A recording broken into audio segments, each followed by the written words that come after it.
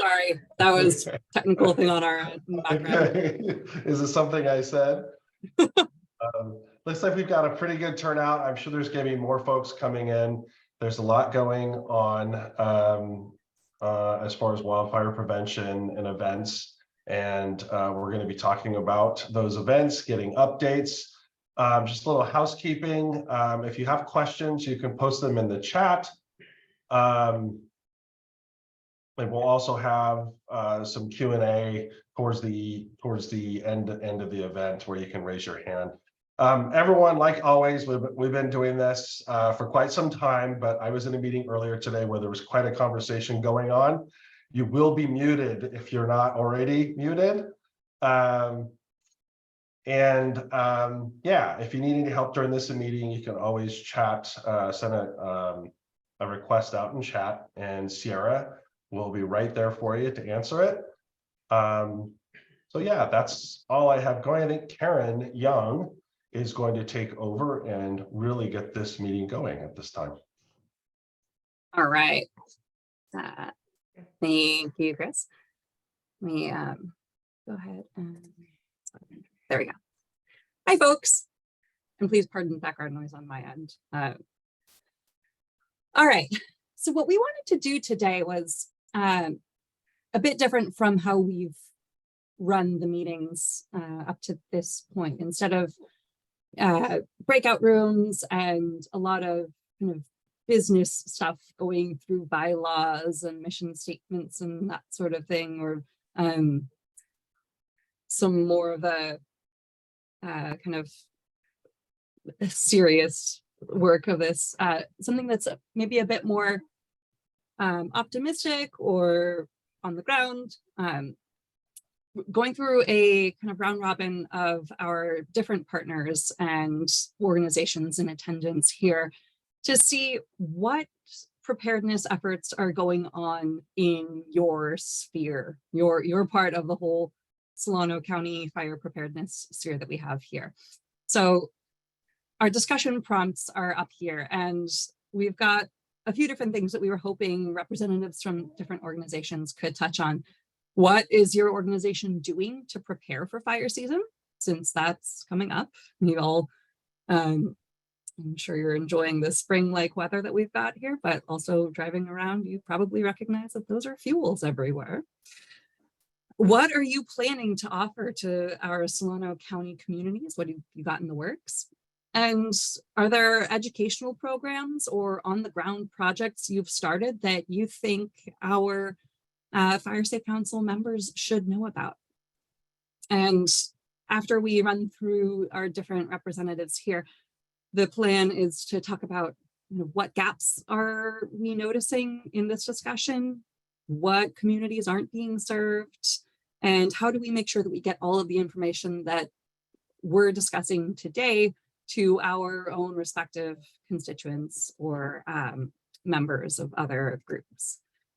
So I'm gonna ask for a bit of patience here as I check through our participant list so I can find folks to call on. But if you see your organization represented on here and you want to get us started while I find our next person, feel free to raise your hand. Otherwise, I'll go through the first one that I see. I know that Green Valley Fire Safe Council is on our list here, but Rochelle was not able to join us. Do we have another representative from Green Valley? I see Mark. Yeah, there you are. So I'm Mark Juney. I am a volunteer that works with the Green Valley Fire Safe Council. To be honest, Karen, I don't know what plans we have. We were so focused on the Wildfire Expo. That's what's taking up all of our time. You know, there's work going on out here with the phase 1 of our shaded fuel break. We've got a lot of airy tree contractors, I think, are doing the work. And it's being supervised by Chief Dave Carpenter of the Cordelia Fire District, as well as Derek Smith, who I think his background was either with Fire District or with CAL FIRE. And my understanding was that we've submitted an application for a second grant to extend that fuel break around the rest of Green Valley, but that's the bulk of what I am aware of. I'm sorry, I don't know more. I wasn't prepared. All right. So yeah, this is Dave Carpenter. I just joined in. Mark is absolutely correct. So we probably have treated already, let's see, maybe 14 to 15 acres. And so it's a shaded field break project. Right now we're working behind the residents on the Highlands area, most specifically around Glen Canyon. But our intent is to complete that all the way down to Mason Road. Then we're doing a fire break up on the ridge top, which would be more tactical for firefighters. But the idea, the main idea of the shaded field break is to allow, give the retardant from air tankers an opportunity to hit the ground. So yeah, that's what we're up to. It's going pretty well, but we have to make adjustments daily. But overall, it's going pretty well. All right. Thank you, Mark and Chief Carpenter. Any questions for Pleasant or for Green Valley Fire Safe Council? Great. Up next on our list is Pleasant Valley Fire Safe Council, and I do see we've got a few different folks from that group here. I saw Leanne and Reveille in the list. I'm not sure if I'm missing anyone. But are either of you up for sharing something?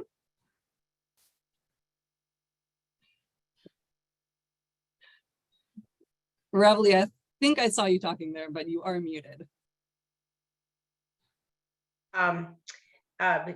David is ill. Yeah, that's why he's not here. He's really sick.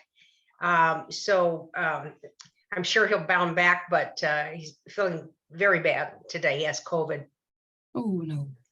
So we, as Green Valley, the Fire Expo took all of our energy, finishing up the 501c3 and what we're still mopping up and working on this. These are the main things. We'll be doing a lot of tabling at events throughout the summer and are having our monthly meetings to engage. It was wonderful this last year. Nobody started any fires in their yards. And so we're hoping we can continue with that, is to reach out to people as please, don't do it. It's not lightning. It's not acts of God. It is idiocy most of the time. So that's where we are.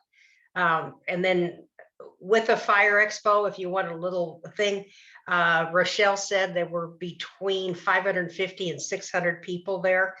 We were really, really pleased. This is being our first event.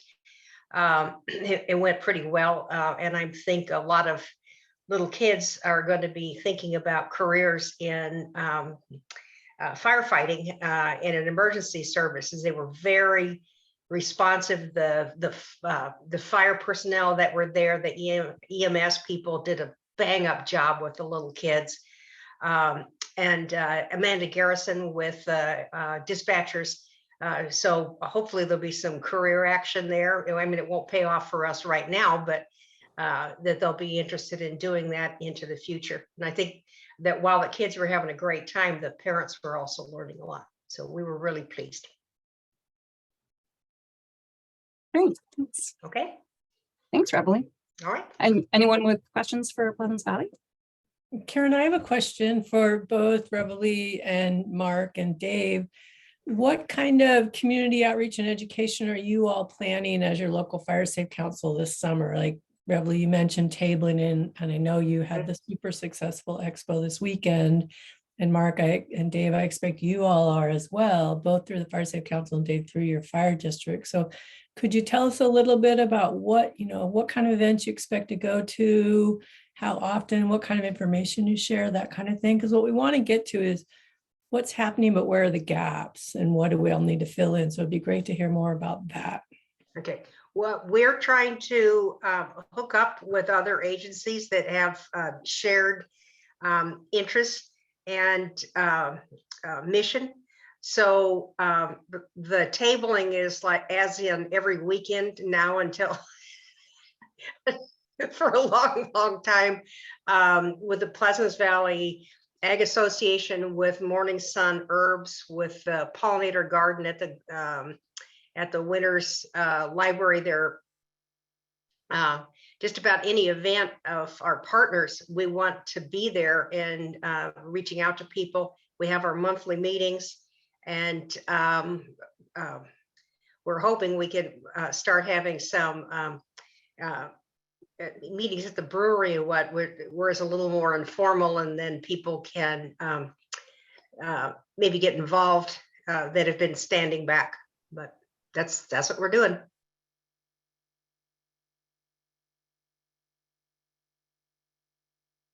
So with the Green Valley Fire Safe Council, I'm not aware of any formalized activities that we have in the immediate future through this summer, but one thing that I think is worth noting is the fire safe inspections that we were able to complete already this year is a huge opportunity to provide public education and garner support. So to date, I think I have 328 inspections done. And I only really need to hit about another 65 or 70 through the rest of this year. And it's that's public outreach, right? So it's door to door, knocking at the door and getting going with that. And I highly recommend it. Last year in Green Valley, we had a lot of volunteers participate. This year, not so much so. They dropped off. It's a lot of work. It's a huge commitment. Yeah, and so we weren't able to really keep that momentum going this year. But additionally, with the CAL FIRE grant that Rochelle was able to obtain, there are mailers that go out as well. So the information that people need to be able to do in order to be in compliance, that'll go out as a mailer too. So some public outreach in those ways.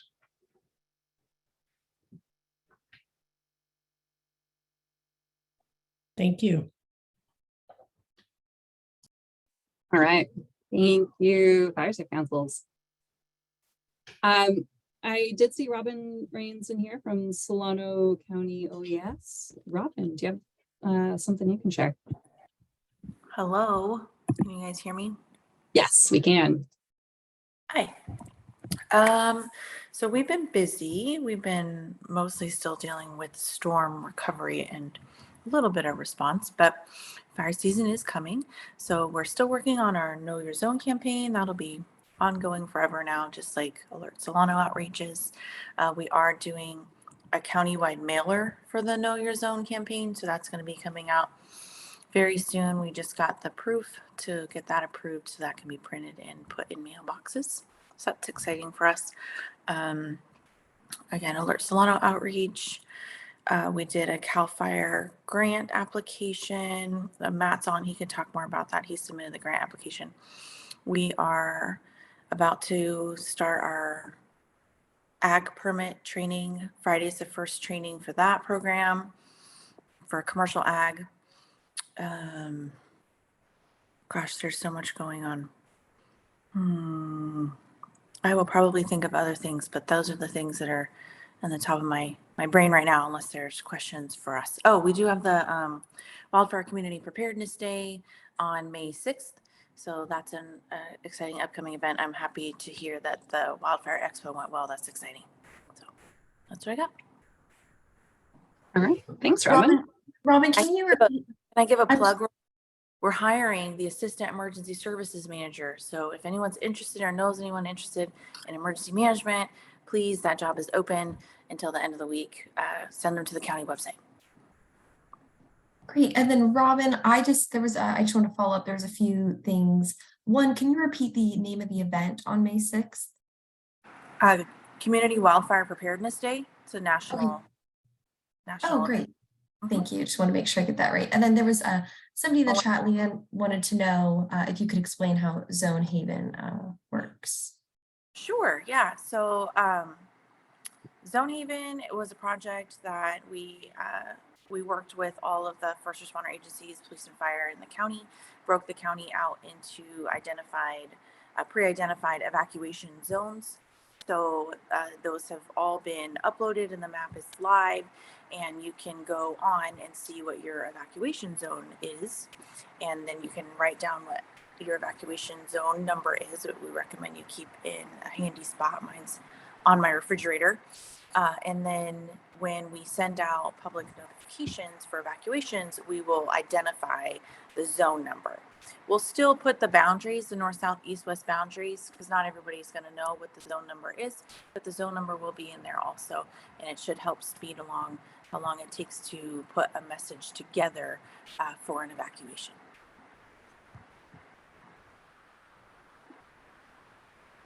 Hopefully that answered that question. Well, it led to another question. Yeah, what do you got? So she explained Zone Haven, but is there any way that you can, determine which way people like myself have to evacuate? Do I go north? Do I go south? So when you talk Does it about include that? routing, it's really going to be specific. As you guys know, every incident is different and you never know kind of best route's going to be. So we are looking at doing some countywide evacuation route planning. It won't necessarily be, something so specific as when this zone is evacuated, we want you to go this way, but more just general overall countywide planning. That's a lesson learned, right? As you guys know, out of LNU, doing a better job about coordinating with our partners and not sending everybody on the same evacuation routes. So that planning is going to be starting. That was the secondary phase. The first phase of that Zone Haven project was getting those zones identified, built, and then published. And then the next part is going to be that. But yeah, that's definitely something that we're looking at as a major priority for our evacuation planning.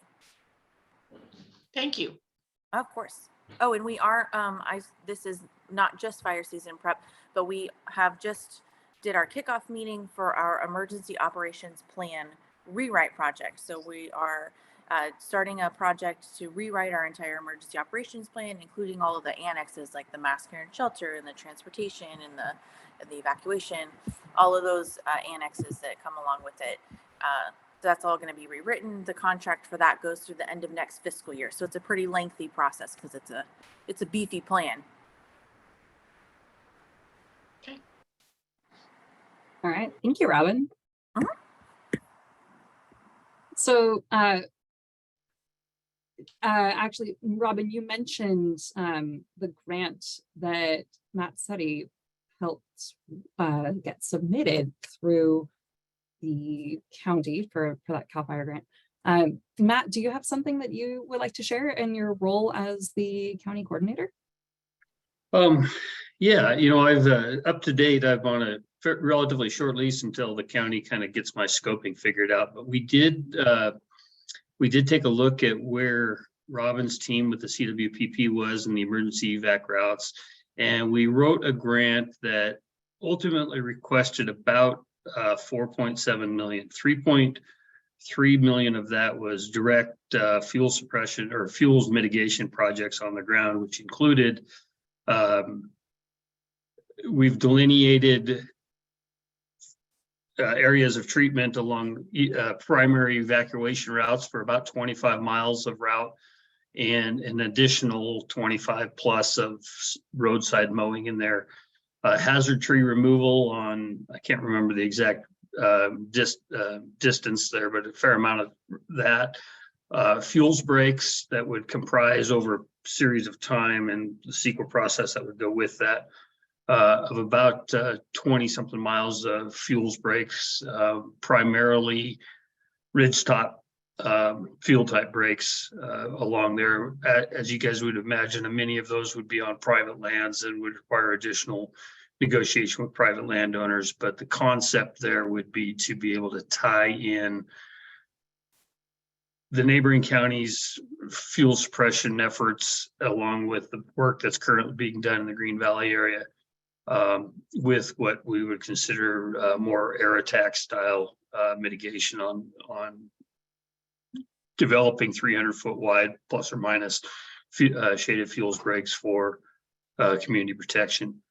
In addition to those types of projects, we made sure we drafted the programs to where we could have those areas available potentially for under putting together a VTP for the countywide to put a whole lot of these different projects together from a CEQA standpoint, and then be able to use either grazing or prescribed fire for maintenance activities within these breaks. In addition to that, we requested funding for a countywide fire marshal role, as well as funding for each of the fire districts to develop local hazard mitigation plans that would be sort of the next step, or the local step, you might say, of the community wildfire protection plan. So the next phase in identifying those more critical areas. There's additional funding on education, on fire days, on chipping programs, and all of that was requested with the anticipation that CAL FIRE would make an award sometime in October. So what we did is we put together a schedule that would put those on the back end of any projects or funding opportunities that the county is currently working through. So I don't know if there's really much more to say on that. We'll understand the awarding process sometime in September, October this coming year. All right. Well, hopefully that ends up being a successful application, because those would be great things to have coming up for future fire seasons. Yeah, we hope for it. You know, in the big picture of about the 120 million something that CAL FIRE allocated this year, about 65 million is in the North counties. That works out to roughly 5 million a county. So we kind of wrote that to where, I mean, there's obviously some low hanging fruit that we would have, but that we feel would be a higher priority funding objective of CAL FIRE after several discussions with those guys. And then, so most of the time, you know, we'll probably get our top list of requests, and then some of the other things that aren't necessarily as fleshed out in the application might not get funded on this first go around. Mm-hmm. All right. Well, thank you, Matt. All right, moving on to our list, we've got fire departments and fire protection districts listed on here. And I apologize, with how the Zoom participant list is coming up, I don't quite know that I've caught everybody on here, but I do have a list of some of the fire personnel that I see in the meeting. And so I was hoping if I call on you and you're able to share anything about what you're doing to prepare for fire season, let's see who we've got on here. I see Chief Michael O'Connor. Are you able to share what you're going on? This is Chief O'Connor. I'd like to thank the organizers for the event they had this weekend. It was a nice event. I was out there with Suisun Fire Department. It seemed to go real well. Looking forward to the one on May 6th. See how that goes. But other than that, there's nothing really to report for the district. We're just getting geared up for the fire season right now. And we had a busy weekend with a few structure fires, but that's about it. Is there anything in particular that you're doing to prepare for fire season other than just general day-to-day preparedness efforts?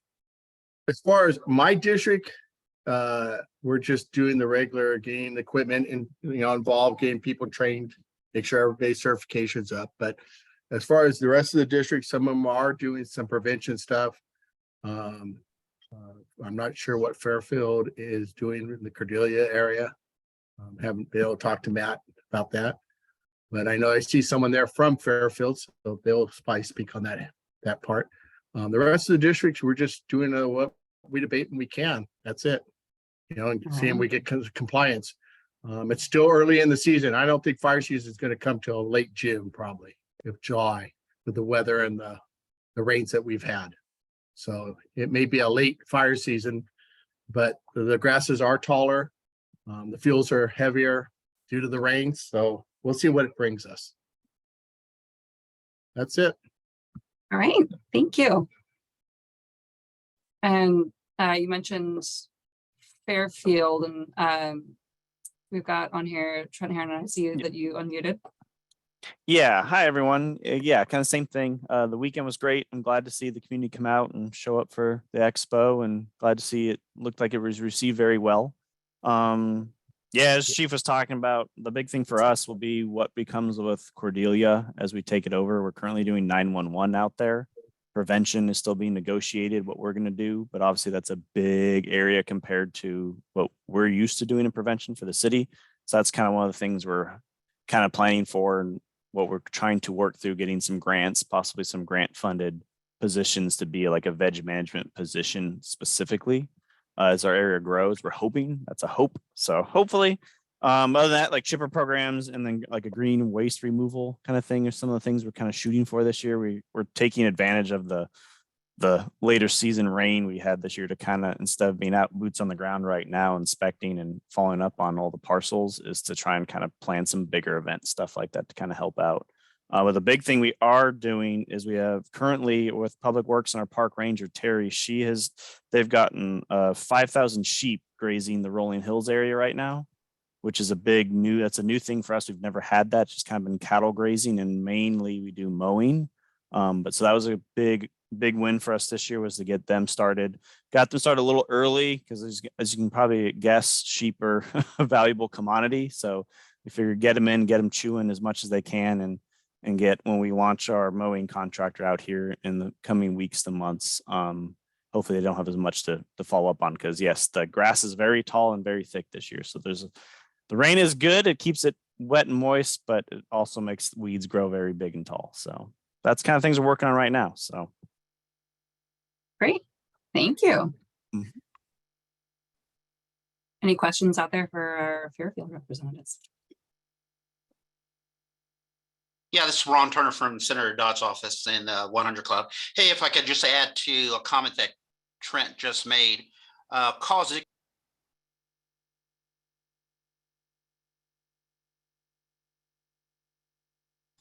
Ron, I'm not sure if your audio cut out. Oh, there you go. There we are. Yeah, one of the calls, or several of the calls that we received in our office was why were the sheep out there so early? And that we did a little research, and it's just availability. So I don't know how many other calls you guys will receive, but if you could just kind of let folks know that the sheep are in demand, and sheep and goats, they're in demand. And so we get them whenever we can. So my hat's off to Trent and the rest of the group that organized that, and thank you. Yeah, no, like I said, it did get a little early. We were all kind of surprised too, but it really just became, as Public Works was communicating with the sheep herder, he had time now, and that was about it. So we're like, all right, we'll take it. So. All right, thanks.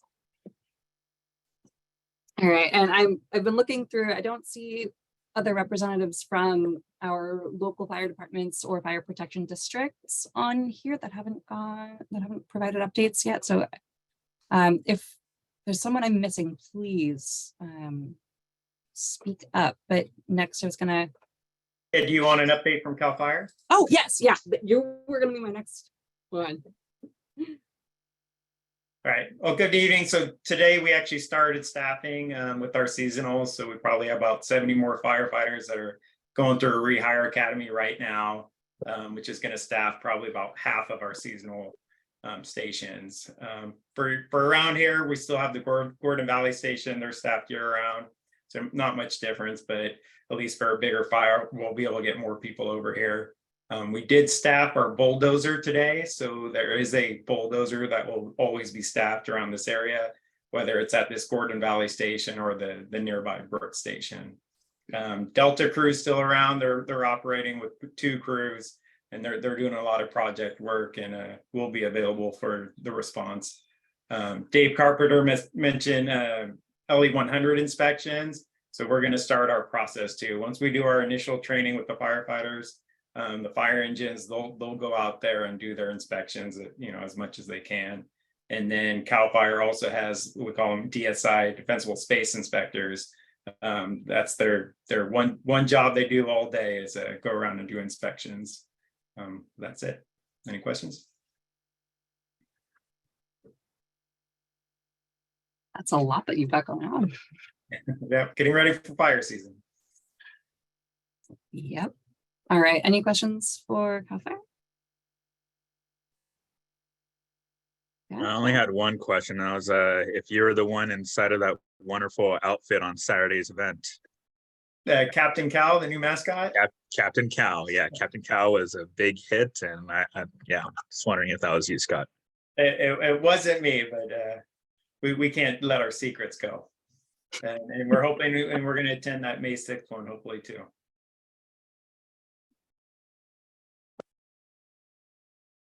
If for those of you who were not in attendance at the Wildfire Safety Expo, there were quite a lot of mascot appearances and a lot of smiles from everyone who got to see Smokey Bear, Captain Cal, all of the fun ones out there. All right, moving through Solano RCD, it's actually the next one on the list. So I can provide a bit of an update there, and Chris and Sierra, please chime in if there's something that I have left out. But to prepare for fire season, Solano RCD is still offering our LNU impact or habitat impact surveys. And while that's largely looking to address remaining impacts along creeks that were burned in the 2020 LNU fire, there is some amount of fuel reduction that we'll be doing with that. We expect to be able to start work later this year. And so if you are either interacting with landowners in areas that were burned during the LNU fire, or you are one of those, and you're interested in those habitat assessments, please get in touch. We've got a link to that on our website, and I'll put that in the chat box in a little bit. We are also just continuing to do our other habitat restoration work, which often includes weed management and reducing fuels in that fashion, and our organizing with the Solano Fire Safe Council will continue to help coordinate these meetings and provide information through that channel. Chris or Sierra, is there anything else that you'd like to add for Solano RCD? Yeah, I would like to add a thing or two. Solano RCD also applied for a grant in partnership with YOLO RCD and in partnership with Solano County and YOLO RCD. But we were on the YOLO grant. And basically the focus of our work is obviously going to be partnering with all you all, hopefully if we get the funds. But I'm excited to hear talk of grazing, because we'd like to increase the amount of grazing that is going on, write grazing plans with local landowners, and also do targeted prescribed grazing as well. So that's one element in the grant. Another is mapping and also doing fuels work, mapping fuels and actually doing some fuels reduction. And another aspect of the proposal is to start a prescribed bird association, which is something that was started in YOLO County a while back. And we're not sure if we would do a joint one or what that would turn into, but we thought that we would write it in there and see where it goes to hopefully make prescribed fire a tool that is more oft used in Solano County to reduce fuels. Another thing that we've been working on is we have a conservation partnership grant with the Natural Resources Conservation Service. And that is a grant in order to work with landowners to do post-fire and preparedness work on the land. And that will help cost share fund for fencing, infrastructure, as well as fuels management and other activities. So we're about to launch that program in the next few months. As soon as I turned it over to you, I remembered about that one, that I should plug that. So yeah, if anybody is interested in learning more about that cost share grant opportunity, I will put my email into the chat box, and please reach out if you've got questions about that. All right. Moving on to Solano County Public Works. So we've got a few different representatives from our public works sphere in here, and I saw Casey Bowers, you just unmuted. You got something to share? I'm ready to go. Great. No, good evening, everyone. Well, we're going to be really busy. As you know, we had a long, wet winter, which you drive around, look at them tall weeds along the roadsides. So I'm happy to say about 3 weeks ago, we started our herbicide application program. Once the rains dialed back, we're able to get that going. And then today we just kicked off our mowing program. That's going to take about probably a good 4 months to mow the county. We will concentrate in the high fire danger area first. Usually we have 3 to 5 mowers going at any particular time, depending on staffing. This year we are working on planned overtime because we see a need this year with the way the vegetation is growing. So we have our work cut out for us this year. I think that's about it. Any questions?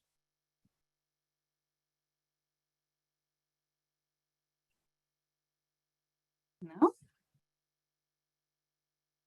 Excellent. I wasn't sure if I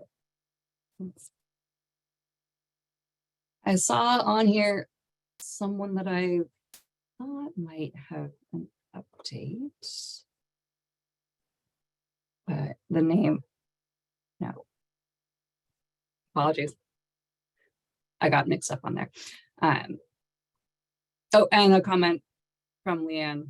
Thank you for spraying the work that you're doing. Welcome. It's being noticed. All right. We've got on here VOAD, and that includes a number of different member organizations.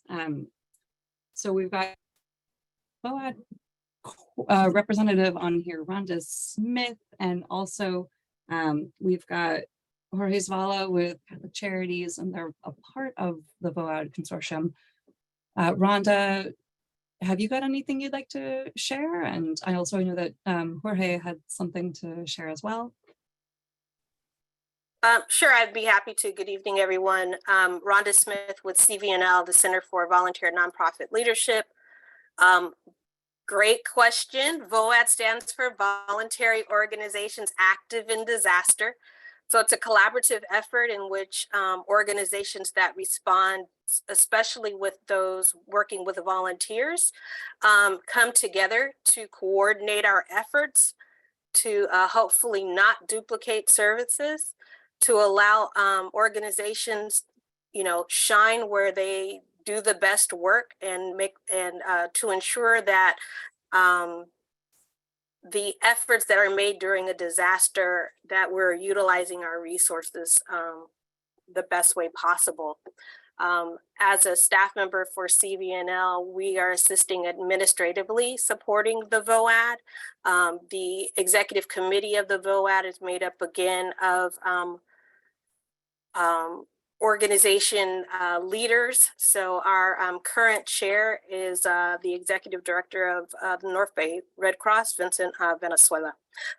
So there are a few things going on. The VOAD meets monthly. And right now during this blue sky time period, we're doing a lot of just training around communication during disaster.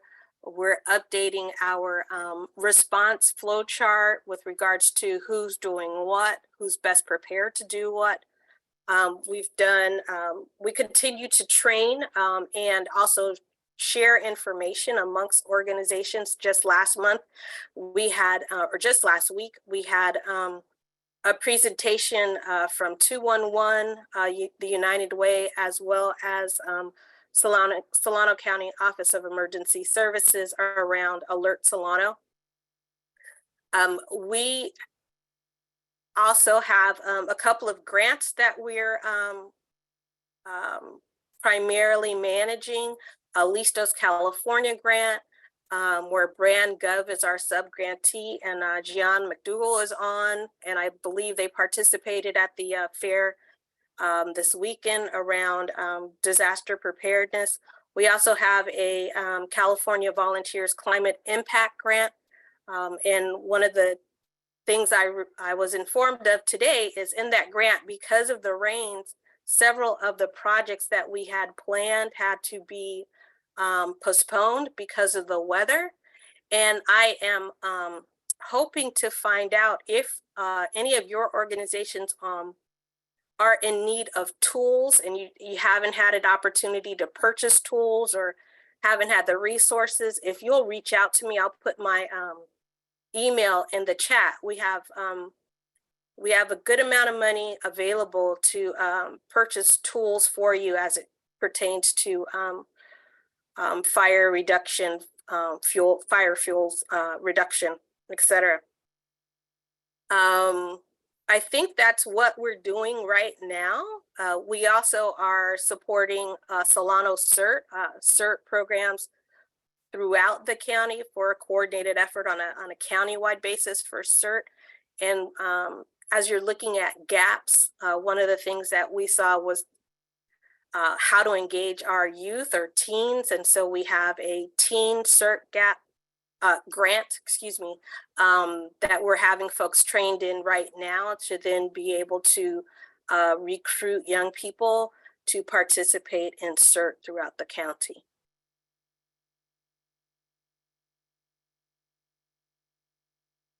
And I think that's it. All right.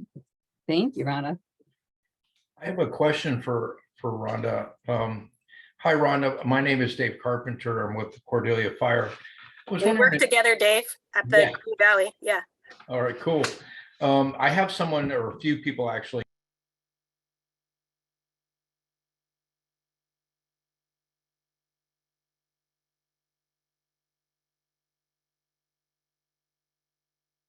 Chief Carpenter, I think your audio cut out. Okay. I was wondering if it was me or I was. Okay, I think when the recording there we go. came in. Yeah. So Rhonda, what's the best contact for you? There are several people I know that are interested in Solano CERT. Okay, R. Smith, and I'll put it in the chat, but rsmith@cvnl.org. Okay, thank you. You're welcome.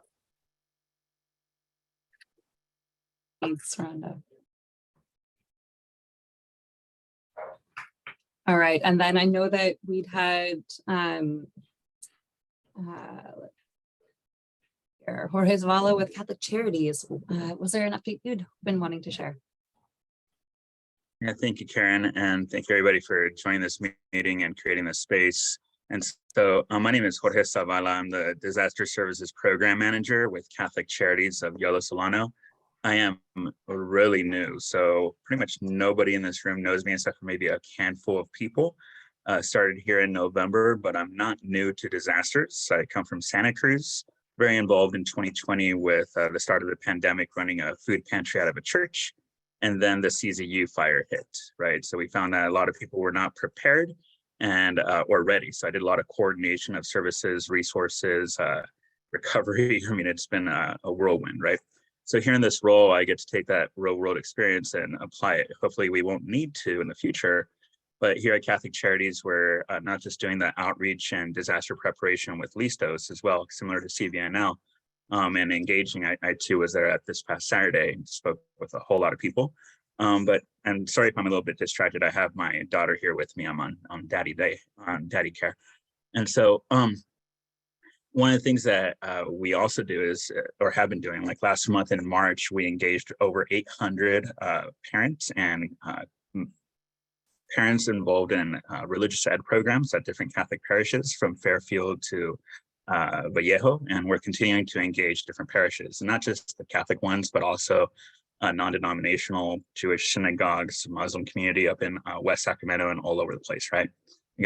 I got a joke anyways, not we, but you don't have to be Catholic to get services from us. That's just our name. And so around preparation, we are also engaging with the hard to reach community members. So for example, the Dixon Migrant Center, it's opening this Wednesday. So I and some team members will be up there engaging the families that live there, along with the other ones in Davis and Madison. So there's 3 different migrant centers. Part of what we're doing is also throwing a welcome back event, a little party, so to say, to prepare them for disasters, COVID-related information, health screenings, things like that. That's happening on the 29th at the end of this month. But we're also looking for other events during the summer, you know, as we transition. Not just to do with fires, but also heat-related exposures, because the heat is coming and people in you know, certain housing may not be prepared for that as well. And so I'm up for a meeting with every one of you. I'm going to leave my chat, my contact information here in the chat. And sorry, I accidentally only sent it to Karen, so I'll go ahead and copy it and send it over to everybody. And what you'll see in the chat is a link for my calendar. So if y'all would like, and I would love to have a one-on-one 30-minute meeting with everybody to learn more about your experiences here in the community, what you are up to and how I can be supportive. And if you need any kind of presentations in English or in Espanol, aquí estamos, right? We're here to serve. So thank you all, and I'm happy to answer any questions. Oh, one thing I forgot to mention, we are trained to do long-term recovery. So case management with FEMA or coordinating other assistances. For example, in January, 2 people contacted me with trees that fell on their mobile homes. And so coordinating resources and help to be able to help them recover. So that's what we're doing as well. Any questions?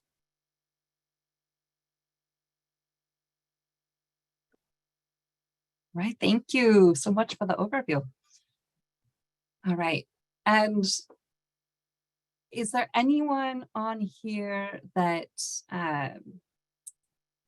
has something to share that their organization is doing to prepare for the upcoming fire season that I haven't gone through?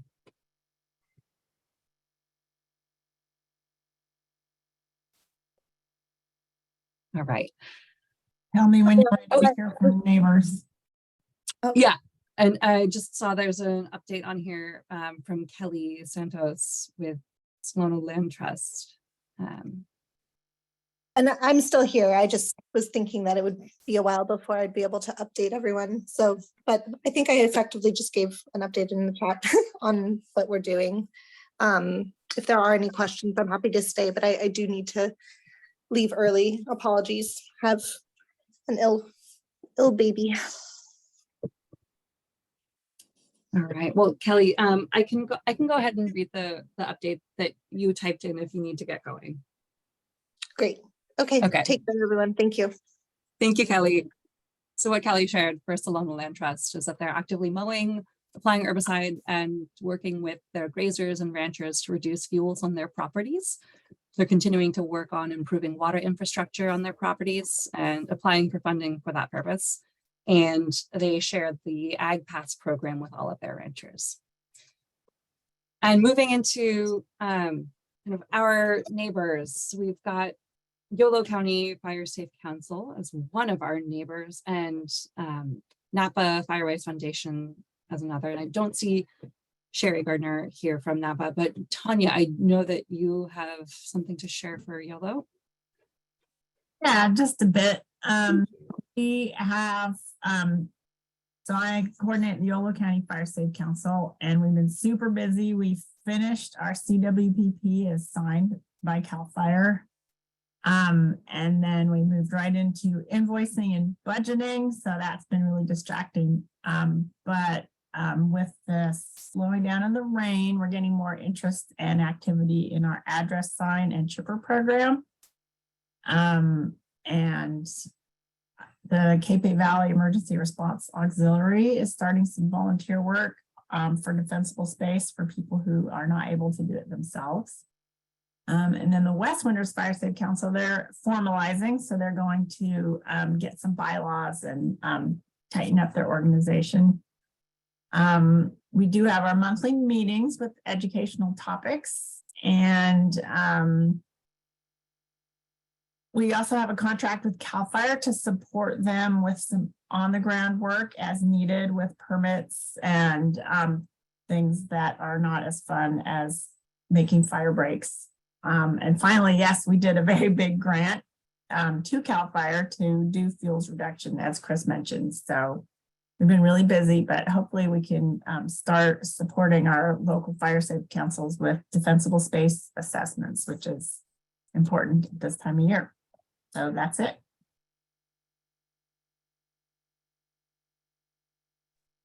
All right.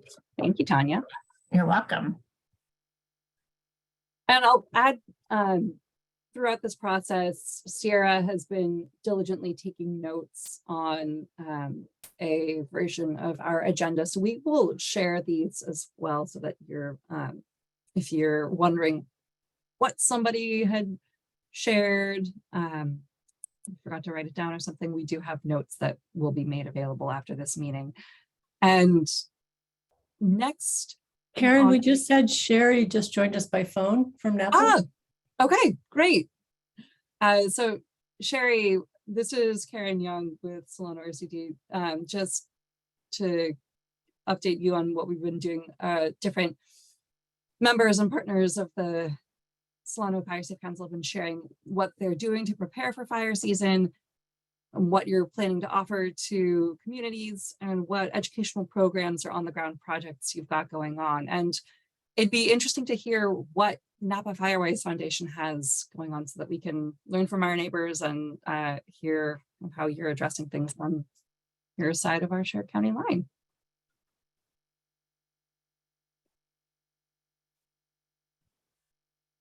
And I'm not hearing you coming through here. Tracy. Yeah, she's showing as being unmuted. Oh, there we go. Now she's muted. Did we mute her or did Sherry mute herself? Try it again. I know she's driving. Tracy, do you know what is it the 5241? There we go. She's unmuted. Sherry, can you hear us? Is it *6 on your phone that you have to unmute, I think? Yeah, she appears to be unmuted too, so I hope we're not having bad service issues. Or just turn unmute on your phone, Sherry, give it a try. I know they just did a fire something fair this last week in Napa. And one of the things that's going on over there while Sherry's trying to jump on is that they have funding from CAL FIRE to do a defensible space cost share, and that program is starting to pick up. And so what they're doing is they're partnering with the fire department and using the CAL FIRE inspections and such to go in and help people actually pay part of becoming compliant with the defensible space. So that's kind of a cool program that started over there. Sherry. Sounds like it might not be working this time around. Yeah, I just Tracy, do you know if that's a defined percentage cost share program? Yes, it was. So let's see, I think when the grant was first written, it was going to be $2,000, and $2,000 is a 50% match. So you have to spend $2,000 to get it. And now it's been moved up to 3,500. But that's just this current CAL FIRE one. Napa Firewise has also put in a large brick grant. Well, actually the county has put in a large brick grant that Firewise is working with. And then that would change based on income using the same model that the state's using. So if you're at a certain, like if you have a lower income, it'll be a sliding scale, you can get more of a match. You know, you have to pay less up to the point of probably not having to pay much at all. And Sherry is texting me, so it sounds like her phone, her voice side of her phone is not working. All right. We'll just plan to hear from you next month, Sherry. Oh, and I see we've got Carrie's iPhone on there. You know, unmute, it's got a hand raised. Oh. Yes, hi, this is Kerry Keaton with Solano Irrigation District. Just to give a brief update of what we're doing. Last Friday, we started our ag system. So we filled all of our ag canals. Mostly that's not in the Green Valley, Sassoon Valley, Pleasance Valley or Vaca Valley area. That's mostly east of Vacaville. Our systems in the valleys, what we call, they're already charged. And mostly what we're doing for fire season would be just clearing around generator sites, pump station sites, that sort of thing. And then sometime in June, depending on how the fire season is shaping up, we'll deploy backup generators for at least the Vaca Valley and Blue Ridge Oaks. We don't really have backup generators for Green Valley or Sassoon Valley. But anyway, so that's kind of what we're up to. All right, thank you. And I know that I'd heard from Gian McDougall from BrandGov.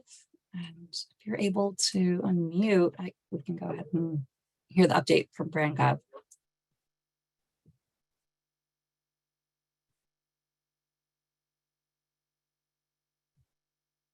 I'm not sure if that's working yet, but in the meantime, Carrie Keaton, if you're still around, Leanne shared a question in the chat box. Do you have any information on the Quail Canyon system? Is SID moving forward with a new well? Oh, yeah, actually, good question. We were successful in getting a $2.8 million earmark through the federal budgeting process last year. So we have funding for a new well.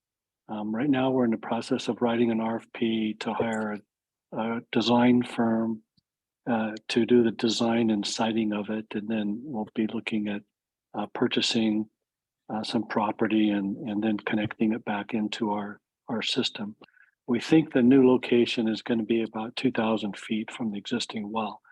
We've already done some preliminary geotechnical work, and there's a good geologic area a couple thousand feet from the existing well site. So we're very excited about the fact that we got so much money, and we'll be able to have a backup for Quail Canyon. We also just recently did some work at our Quail Canyon well, and talked with a hydrogeologist also. And that well, we probably will always keep it, but it's just a low producing well. It's in a confined aquifer that feels real slow. So we're definitely fortunate in getting funding for that backup well. So it's probably a 2-year process before it actually comes online. So design this year, property acquisition, bidding, and then construction, and then finishing late next year, maybe next fall or something like that. All right, thank you.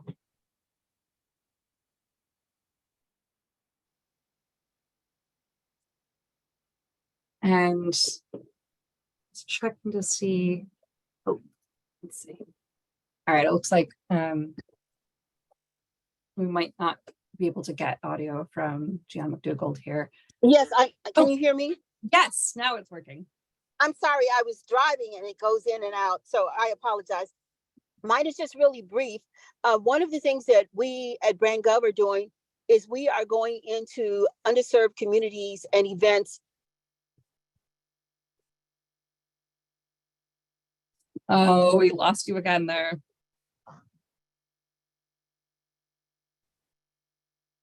Oh. Rats. Let's see if we can get them back. All right, tech glitches abound in the era of Zoom meetings. But Gian, if you get back on, feel free to speak up. In the meantime, can you hear me? Yes. Okay, I'm so sorry.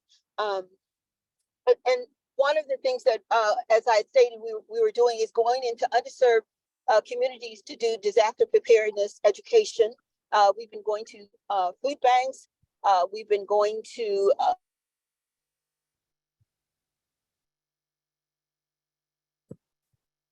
all right, we lost your audio again there.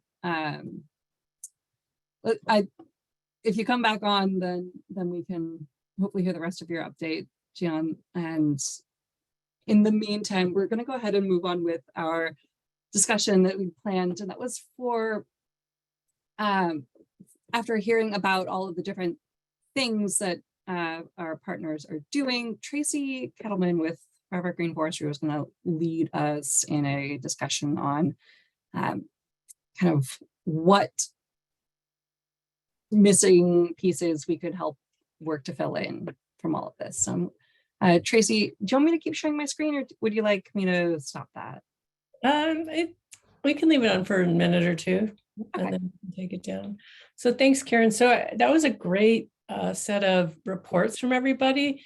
You know, we've heard a lot of there's education going on, especially we heard that from the local fire safe councils through the fire departments, and both local and CAL FIRE. There are a lot of inspections happening, and that those are great educational opportunities. Fuels work happening, both fuel treatments, you know, like mastication and thinning. There's grazing, there's spraying happening. Several people talked about building capacity through grants, through new staff, like a veg person in the fire department, chipping program, that kind of stuff. The VOAD, you guys are doing a lot of great work there in terms of disaster preparedness, especially I was hearing a lot of different underserved communities between working with the youth and the CERT and working with the migrant centers, and what we were just hearing about going out to food banks and such, all really creative work. Training, a lot of people talked about training. So out of all that, what's missing? Like if y'all had a wish list, if we could wave our magic wand and there was something else we could do in Solano County, what would that be? What would it look like? Who might that serve? What are some of those gaps? So we can go ahead and take me off spotlight and take the screen down and just open it up for conversation. So either raise your hand or jump in if you've got any thoughts, especially if anything came to you through this conversation. We've got a lot of great partners all here together. Go ahead, Rhonda. So access and functional needs, we found with the VOAD that we still need to work on to find the right partners and to help educate, provide resources, etc. So I would just say tonight, I think that's something that we should all be looking at. And then also with our like Rio Vista and Trilogy, they often they're now coming to the VOAD, but they've mentioned feeling left out, that the county kind of forgets about them. So really looking at some of those communities in which our older adults are residing, and how best to provide information, because not all the time, you know, we have everything with a QR code. Well, not everybody knows how to do that. So how are we making it accessible to folks that, you know, may not use technology like some of the rest of us do? So. Thank you. Those are two great points. And in terms of access and functional needs, I know that the Fire Deputy Communities Learning Network did some trainings around that in the last year. So there's, I think, some information on their blogs, in terms of best practices around fire. So that might be something that we look at as a resource. And while we're identifying, you know, who can work in that space. And I just had a total brain, I lost the second thing. But please, you guys jump in. Oh, seniors, the YOLO Fire Safe Council, the senior center is very active in that Fire Safe Council and is bringing a lot of great connections to that Fire Safe Council. So are there partners in that community in Solano County that we should be inviting to come here? And if so, who would they need in both of those communities, in the AFN access and functional needs and senior organizing? Are there people that we should be reaching out to come to these meetings and to partner with us? And if so, who?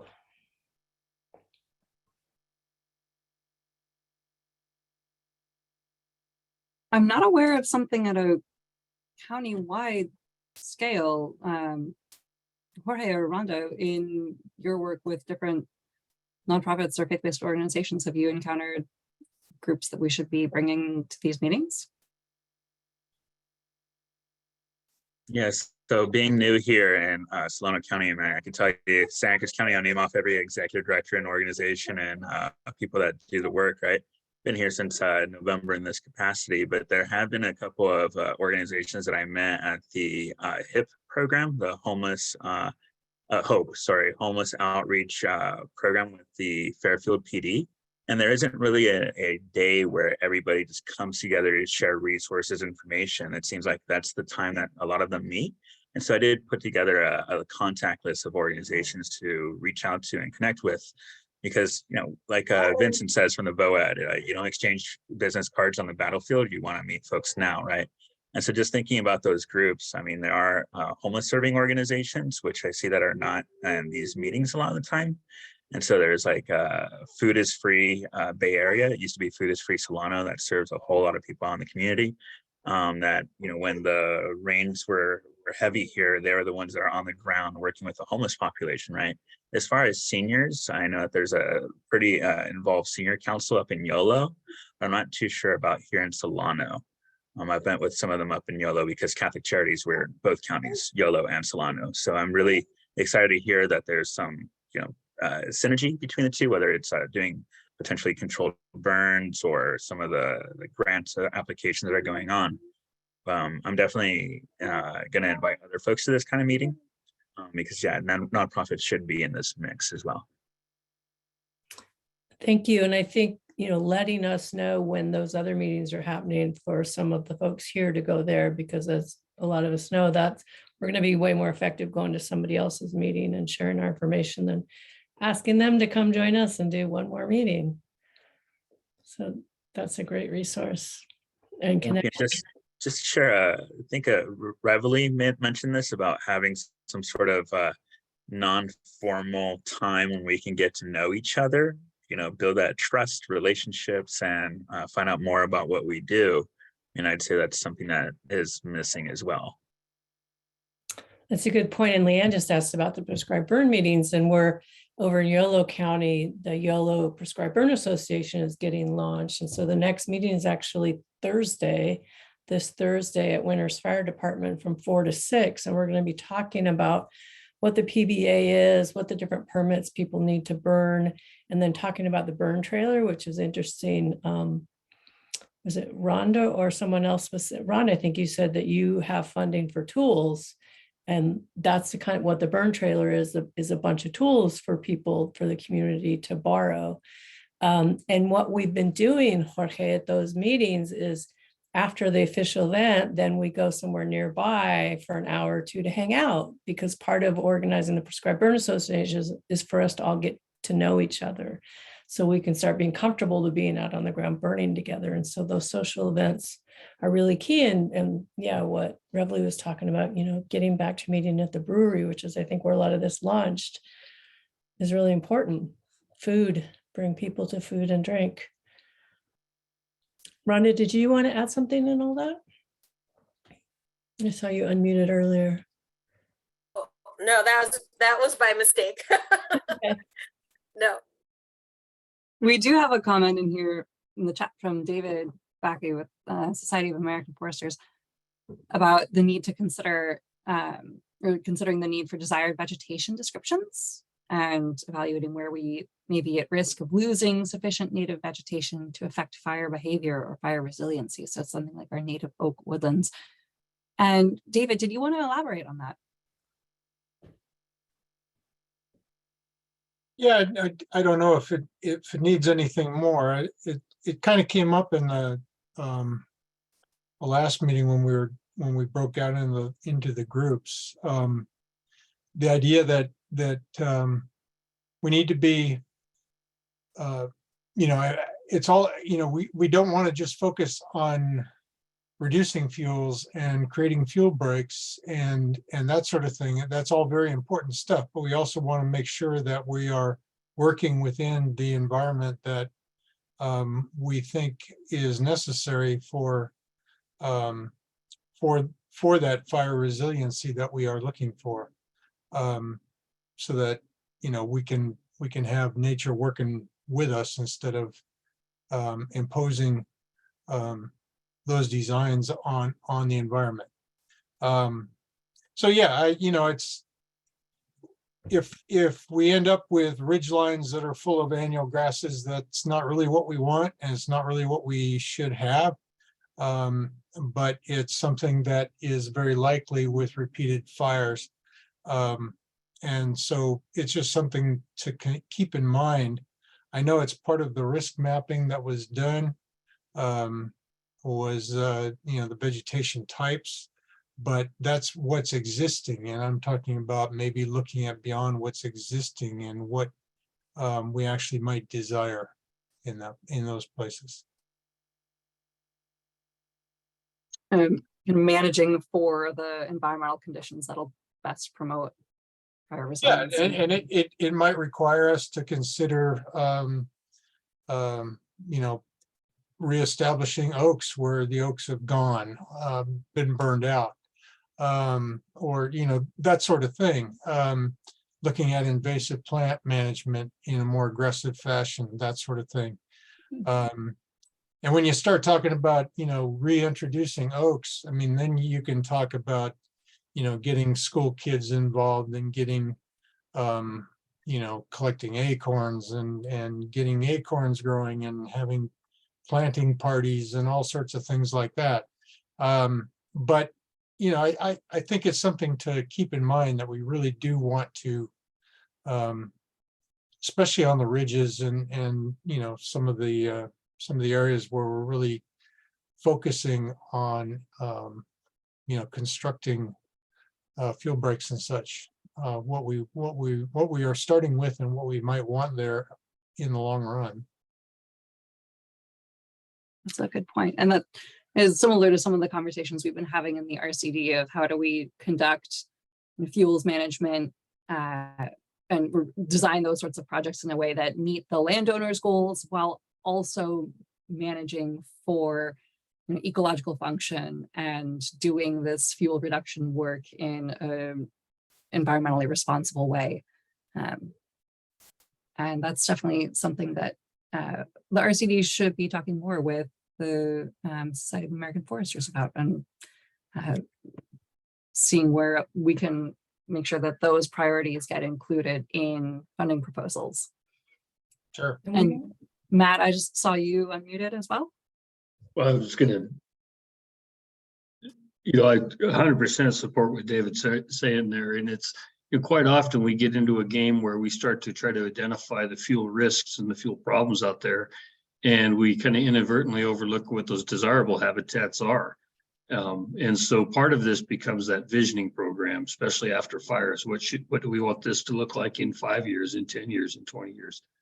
And sometimes it's as easy as making sure that when we are doing fuel break conversions that are dominated, say, by annual oak grasses and stuff, that we have a program in there to handle those conversions back to native bunch grasses or some other appropriate habitats within there. So, whether or not that can be handled in more of a countywide VTP kind of an approach, or a series of best practices where, regardless of we're looking at prescribed burning or grazing, we have an objective that's beyond just the immediate reduction of fuel that's on the ground right there. And what is that 1 year, 2 year, 3 year response to that treatment? So strongly support the concept that David's getting at there, that we have to look at this as a very holistic approach to how we do that.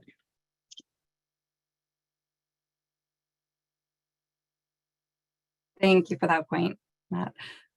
One other thing that I know I'd heard in something that Tanya mentioned that I have seen missing in Solano County is defensible space assistance programs. That's not something that I've seen within Solano County, and I've seen it in newsletters from our partners in other counties. But Rhonda, I wonder if maybe that's something where that tools opportunity that you mentioned through CDNL could possibly be applied with a community group or some service-oriented organization to see if we can work to get defensible space assessments or defensible space assistance or kind of fuel cleanup opportunities for our more vulnerable residents who can't get that work done themselves. Something to think about. That's definitely what I think would be a great use. And then finding the organization that could kind of, maintain or have a trailer for that use would be the, other side of the partnership of how do we stock or provide and which tools are appropriate to have, et cetera. So I'm not sure if anyone's already doing that work, but I think that's definitely the direction we would want to take. Mm-hmm. I'm curious to look at other examples from other counties to see kind of who holds that communal property. That's yeah, I mean, question on that. Oh, baby here. I met a guy that does that kind of defensible spaces on Saturday, but he's a private contractor. I mean, he said that he works with organization Sweeney Construction. This guy, he helps families and all that. Like if they have things that need to get cleared up, if folks are low income. So that's something that I wanted to see if we could explore maybe with a business partner and, doing some fundraising potentially for that kind of help, because I don't know of an organization or nonprofit to do that kind of work. I'm out here, but I'd be down to explore this with you. That is something we see with local fire safe councils and RCDs around the state, local and county fire safe councils. And as Tanya mentioned, CVERA, the Cape Valley Emergency Response Auxiliary. We've been talking about getting some tools so that we can organize, we being CVERA, we're in a different hat, so we can organize volunteers to go out and help with defensible space with people who can't do it themselves. There's always this kind of fine line about defensible space implementation, is because if you live in state responsibility area, then it's the law and you're required to do it. So to use grant funds for it sometimes can be complicated to pay for somebody to meet the law, but certainly when you either don't have the funds or you're not physically able to do it yourself, that's a sweet zone where fire safe councils tend to come in and help. And usually it's like not chainsaws because they're really dangerous, but all the other tools that are less dangerous. A trailer full of chainsaws would be a little bit scary to think about loaning out. The pruners and rakes and all that kind of stuff, and going in and doing community work days. Yeah. Well, a lot has been shared from different groups, a lot of different ideas for how we can meet the different needs that remain within our community. And I know that I certainly have a few notes for follow-up discussions to have with the folks here. So thank you all for participating and sharing. This is definitely something that we should consider revisiting at future meetings, just a check-in on after our different members and partners go through their usual standing updates, what areas are missing, what gaps need to be filled, and how can we use our existing partnerships to help meet those needs. One note that we had on here from our agenda was just a kind of prompt about disseminating the information that we share at these meetings with our constituents. So if you are interfacing with community groups or with residents in a local fire safe council, please remember to share what we're discussing at these county-wide meetings with all of the different folks that you interact with. We don't target these meetings to kind of the general public explicitly, just because they're, I mean, a lot of the information that gets shared is often at a higher level that's not always immediately relevant to every single community, but we hope that the representatives that are attending here can distribute this information back to the more local groups that they interact with. So please remember to share this. And if you encounter somebody that you think should be in attendance at these meetings, please forward those invitations along. I think we ended up getting through all of our partner updates. So I'm going to go ahead and skip on to our kind of closing reminders. And Chris, you're our normal wrap-up person, so I'll go ahead and share our closing reminders if you want to walk us through those. Oh yeah. So I want to thank everyone for really showing up as far as sharing what they have going on and having questions. We are right in the middle of, and you are all a part of it, of building this culture in Solano County around fire preparedness and prevention. And it's great. And this is how it's going to happen, is all of us meeting and sharing and having ideas. And it's fantastic. Our next meeting is Monday, May 15th. And it's at 5:30 to 7 on Zoom. So we're going to continue on Zoom solely. There's a recording of the notes and slides, and they're going to be posted at solanofiresafecouncil.org. It's our new website. So if you haven't actually gone there yet, go in and take a look. It's been launched, but we're going to be building, different aspects of it as we go along. But I think it's lovely. I think it's great to look at. I think it's going to be a real spot where you can get good information how you want it.